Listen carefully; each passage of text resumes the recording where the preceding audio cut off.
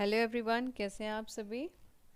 Last time पे मैंने आपको इंट्रोडक्शन जो दिया था उसमें आपको बताया था इंडिया में, भारत में जो इतिहास है टीचर एजुकेशन का, शिक्षक शिक्षण का क्या इतिहास है, उससे रिलेटेड मैंने आपसे कुछ इन्फॉर्मेशन दी थी। उसी कड़ी को आगे बढ़ाते हुए आज मैं आपको एंशियंट पीरियड से रिलेटेड कुछ बातें बताऊंगी, कुछ फैक्ट्स आपके सामने मैं रखूंगी। एक बार फिर से मैं आपको बताना चाहती हूँ कि ये आपके सिलेबस का पार्ट नहीं है, this is only for your information, okay, सिर्फ आपकी जानकारी के लिए है ये। Out of 4 classes Brahmin served as teachers of the community. हम जानते हैं कि एंशियंट टाइम्स में 4 तरह के कास्ट सिस्टम प्रेवलेंट था। 4 तरह के क्लास थे मेनली, जिसमें से ब्राह्मण्स जो थे उनको काम दिया गया था टीचिंग का। टीचिंग का काम, शिक्षण का काम टीचर्स ब्राह्मण्स करते थे।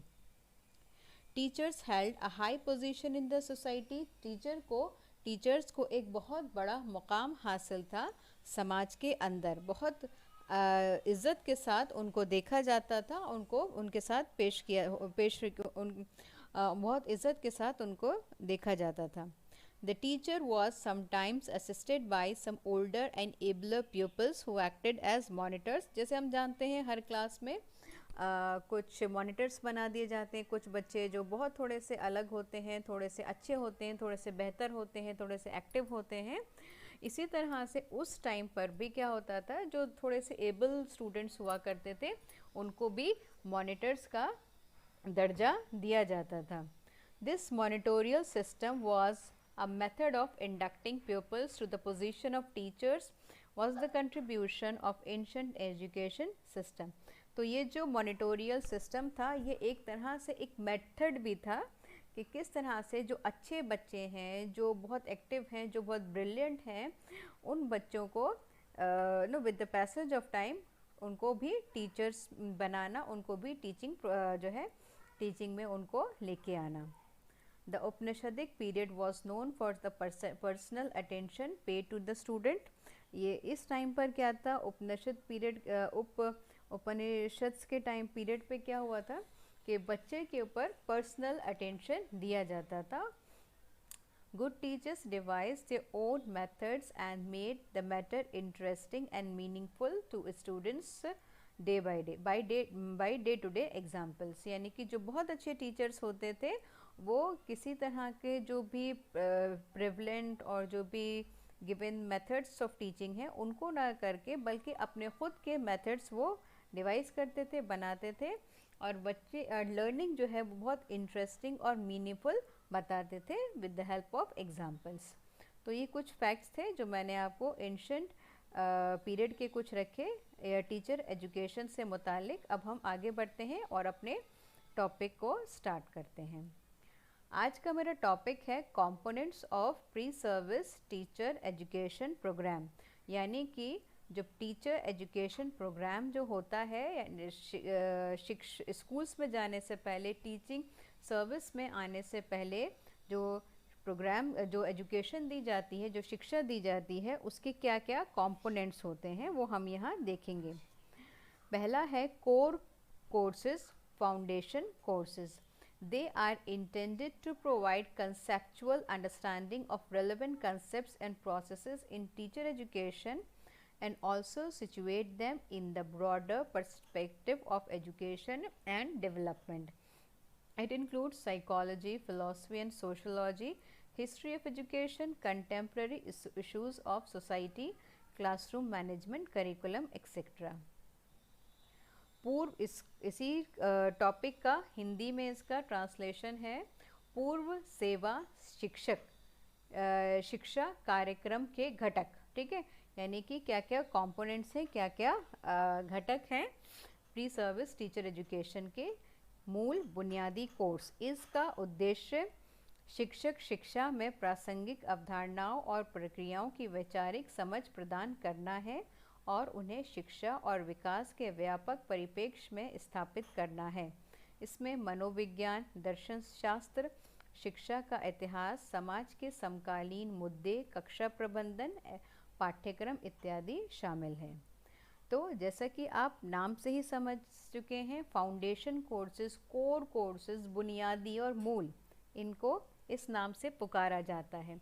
तो ये जो है, ये जो कंसेप्चुअल अंडरस्टैंडिंग इन ये यानी वो जो कंसेप्ट्स, वो पेपर्स, वो सब्जेक्ट्स इसके अंदर आते हैं जिसमें जो है बच्चे को रिलेवेंट कंसेप्ट से रिलेटेड जो है उनको अंडरस्टैंडिंग प्रोवाइड की जाती है। और इस तरह इसमें क्या क्या चीज़ें आती हैं, जैसे साइकोलॉजी। आप साइकोलॉजी में जितनी भी आप टॉपिक्स पढ़ते हैं, जितनी भी आप चीज़ें पढ़ते हैं, वो सब साइकोलॉजी है। और साइकोलॉजी यानी कि आप अगर समझने के लिए कह सकते हैं तो जो भी आपके जनरल पेपर्स होते हैं, जो भी आपके मेन पेपर्स होते हैं, वो फाउंडेशन कोर्सेज में आते हैं, फाउंडेशन सब्जेक्ट्स में आते हैं। ठीक है, I am repeating once again कि जितने भी आपके जनरल पेपर्स होते हैं, जैसे अगर आपके इस बीएड कोर्स का एग्जांपल दें, पेपर 1, पेपर 2, पेपर 3, पेपर 4, तो ये सारी चीज़ें क्या होगा आपके, ये कोर कोर्सेज होंगे। तो ये चाहे वो पेपर 1 हो, पेपर 2 हो, पेपर 3 हो, पेपर 4 हो, नो, फिर 9, 10 जितना भी हम आगे पढ़ते हैं, वो सारी चीज़ें क्या होती हैं, वो सारी चीज़ें होती हैं psychology,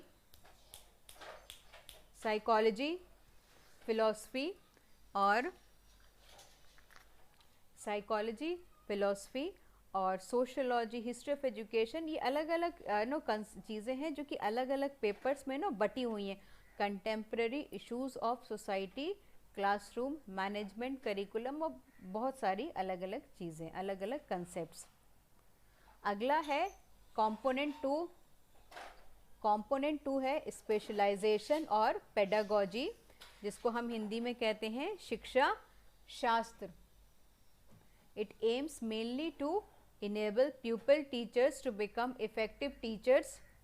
For this, a few preparatory aspects are needed and are necessary to help trainees not only to recognize one's previous understanding of one's subject of specialization, but also become conversant with necessary competencies to visualize and create better learning situations. Hindi में इसका है, इसको कहते हैं विशेषता course. इसका उद्देश्य मुख्य रूप से विद्यार्थियों को प्रभावी शिक्षक बनाना है। इसके लिए प्रशिक्षुओं को विशेषज्ञता में के विषय की पिछली समझ को न केवल पहचानने में मदद करने के लिए कुछ प्रारंभिक पहलुओं को विचार करना आवश्यक है, बल्कि बेहतर शिक्षा स्थितियों की कल्पना करने और बनाने के लिए भी बातचीत करने में योग्य बनाना। तो इसको हम अब समझेंगे कि इसका मतलब क्या है, क्योंकि स्पेशलाइजेशन है, इसका मतलब क्या है कि हमें यहाँ पर अपने प्यूपल टीचर्स को एक इफ़ेक्टिव टीचर बनाना है। तो इफ़ेक्टिव टीचर हम कैसे बनाएंगे यहाँ, यानी कि बच्चा जो भी बच्चा हो जिसका जो भी मेथड सब्जेक्ट है, जैसे फॉर एग्जांपल किसी का मेथड सब्जेक्ट इंग्लिश है, किसी का मेथड सब्जेक्ट साइंस है, किसी का मैथ्स है, किसी का सोशल साइंस है, तो उसको प्रीवियस अंडरस्टैंडिंग है, वो ग्रेजुएशन हम मान के चलते हैं कि वो ग्रेजुएट है उस पर्टिकुलर मेथड सब्जेक्ट में, तो उसको उस सब्जेक्ट से रिलेटेड जानकारी है। तो उसी जानकारी से रिलेटेड उसके जो विभिन्न पहलू हैं उसको हम यहाँ पर बताते हैं। कि मान लीजिए इंग्लिश है, तो ही और she is having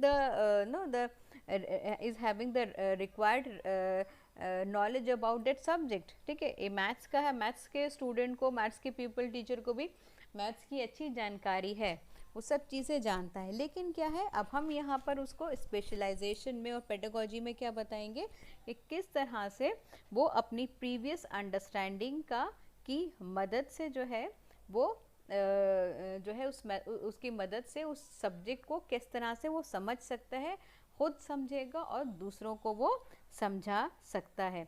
and also become conversant. Conversant का मतलब होता है दक्ष, हिंदी में जो किसे कहते हैं दक्ष, with necessary competencies, visualize and create better learning situation.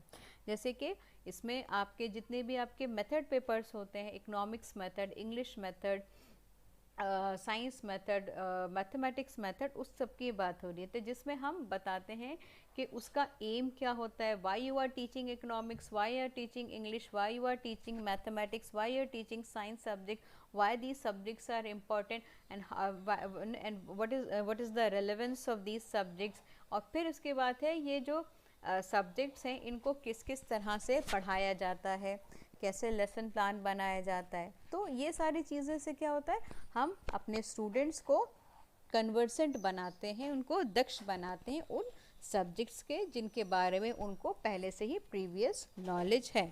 अपने ग्रेजुएशन में, अपने मास्टर्स डिग्री में वो ये काम करके आ चुके हैं। ठीक है, तो अगर हम इसको समझेंगे, इसको आसान अल्फाजों में समझेंगे, जितने भी जनरल पेपर्स हैं आपके वो हो गए कोर कोर्सेज, कोर पेपर्स, और जितने भी आपके मेथड हो गया वो हो गया स्पेशलाइजेशन और पेडागोजी। अब आते हैं इसके तीसरे घटक पे, तीसरे कंपोनेंट में। तीसरा कंपोनेंट है स्कूल इंटर्नशिप। ठीक है, it is a school based experiential learning for the trainees in not only aspects related to the teaching learning of their subjects in the classroom but also to gain the insight and the sensitivity into the holistic part played by the teacher in the school। Hindi में इसका है school internship. ये प्रशिक्षुओं के लिए एक school आधारित अनुभवात्मक अधिगम है। ये न केवल कक्षा में अपने विषय क्षेत्रों के शिक्षण से संबंधित है बल्कि स्कूल में शिक्षक द्वारा निभाए गए समग्र भाग में अंतर्दृष्टि और संवेदनशीलता हासिल करने के लिए भी है। स्कूल इंटर्नशिप, ठीक है, अभी इसका मतलब क्या है कि यहाँ पर हम पहले के दोनों जो कंपोनेंट थे, आपका कोर कोर्सेज और आपका पेडागोजी, इसमें क्या था, आपने थ्योरेटिकल नॉलेज हासिल करी थी।